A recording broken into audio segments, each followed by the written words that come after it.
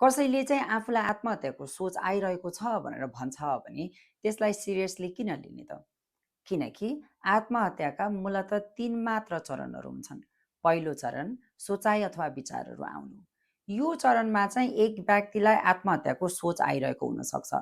तर सबैलाई चाहिँ मलाई आत्महत्याको सोच आइरहेको छ भनेर भन्ने अवस्था नहुन सक्छ। त्यसैले चाहिँ शारीरिक रूपले, मानसिक रूपले, भावनात्मक रूपले चाहिँ जोखिमका चिन्हहरू देखाएर चाहिँ एक व्यक्तिले व्यक्त गरिरहेको हुन सक्छन्। तर हामीलाई ती सम्पूर्ण जोखिमका चिन्हहरू थाहा हुँदा हुँदै पनि अटेन्सन सिकिङ बिहेभियर अथवा इम्पल्सिभ बिहेभियर भनेर व्यवस्था गरिरहेको हुन सक्छौँ। दोस्रो चरण भनेको चाहिँ योजना बनाउनु।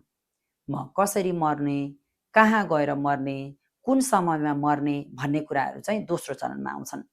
र तेस्रो चरण भनेको चाहिँ योजनालाई कार्यान्वयन गर्नु, यानि कि आत्महत्याको प्रयास गर्नु। यदि हामीले चाहिँ जोखिमका चिन्हहरूलाई सिरियसली लिएनौँ भने त्यो अटेन्सन सिकिङ बिहेभियर नै रहेछ भने पनि इम्पल्सिभली एउटा व्यक्ति सोचाइ अथवा विचारदेखि प्रयाससम्म जानको लागि धेरै चरणहरू छैनन्। त्यसैले आत्महत्याका सोचाइ अथवा विचारहरूलाई चाहिँ गम्भीरताका साथ लिनु अत्यन्तै आवश्यक छ।